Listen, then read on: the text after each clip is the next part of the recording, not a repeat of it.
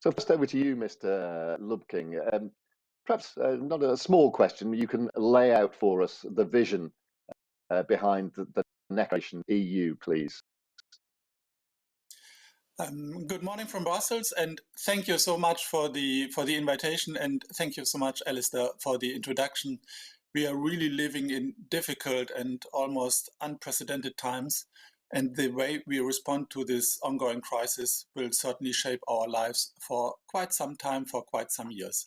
So I very much appreciate the opportunity to tell you what our vision is, as you put it, what the EU is doing to improve the long-term prospects of citizens and foster the economic recovery. Commission President von der Leyen presented on 27 May last year the Recovery Plan for Europe, which has three key objectives: to protect our lives and livelihoods, to build a lasting recovery from the pandemic, and to repair the single market. Today, I will concentrate on the recovery part during my intervention.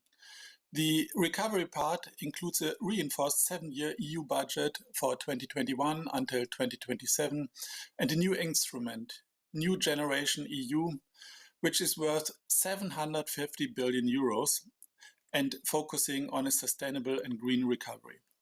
The European Council on 21st of July of last year found an agreement on the recovery plan based on the Commission's proposal and defined an overall package of 1.8 trillion euros over the next 7 years. This is a mobilization of resources never seen before.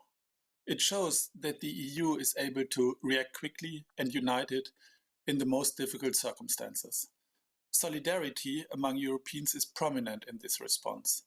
One can truly say that Europe stepped up to its challenge. The centerpiece of Next Generation EU is the Recovery and Resilience Facility, and it puts at the disposal of the member states a combination of grants and loans of overall 672.5 billion euros, and this financial support will be front-loaded in the first crucial years to support a swift recovery from the crisis. As Alistair said at the beginning, it's not meant to really address the immediate needs of the crisis, but it's really about the recovery. Today's conference is also very, very timely because now we have the formal legal framework in place. The regulation establishing the Recovery and Resilience Facility is about to enter into force this week on 18th of February. Therefore, from then on, member states can also submit their recovery plans officially. Bulgaria will be among the biggest recipients of funds from the facility in relative terms. It will benefit from close to 6.3 billion euros in non-repayable grants alone, around 10% of GDP. And the figure can go up to over 10 billion euros if also the loan component is taken into account.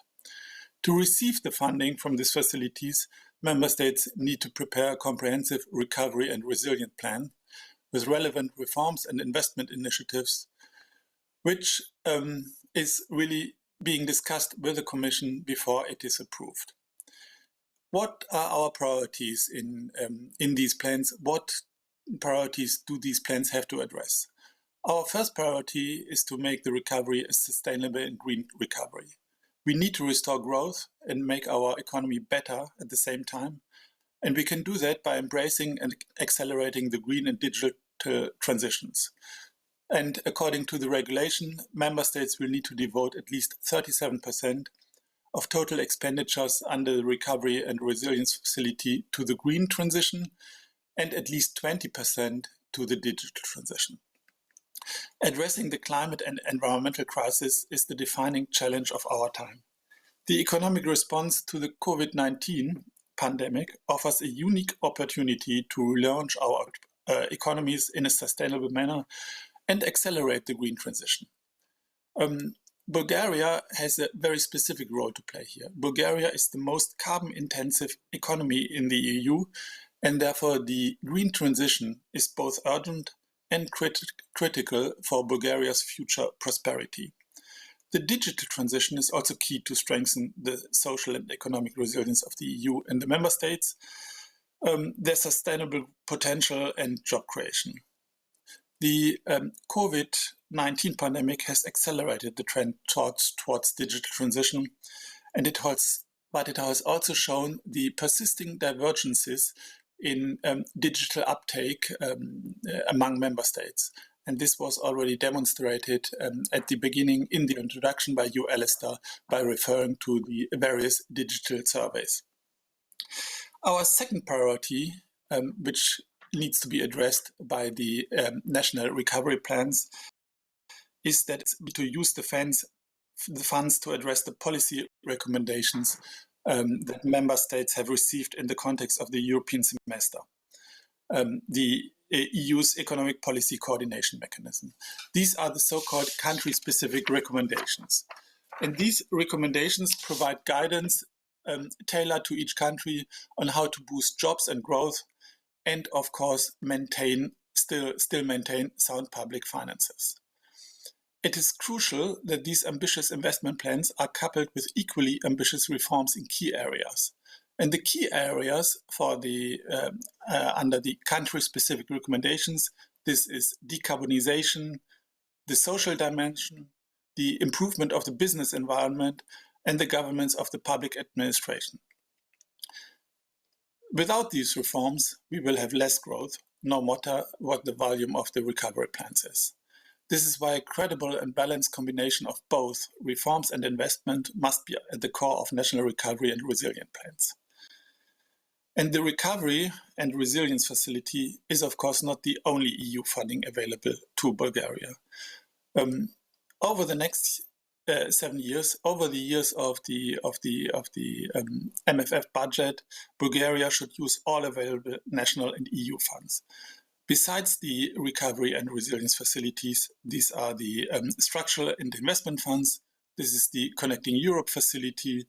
This is the Digital Europe program, Horizon Europe, InvestEU, and last but not least, and especially important for decarbonization, the Just Transition Fund.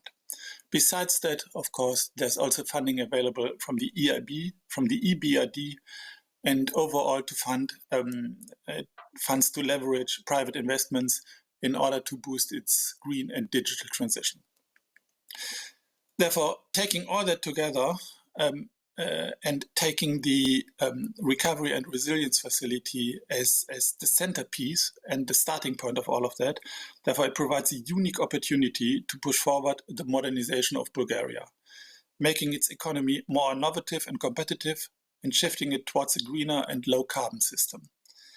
The decarbonization of the energy system will be the crucial elements for Bulgaria's future prosperity. As I said, Bulgaria is the most carbon-intensive economy in the EU, and looking at the carbon prices, that will be decisive for keeping Bulgaria's economy competitive.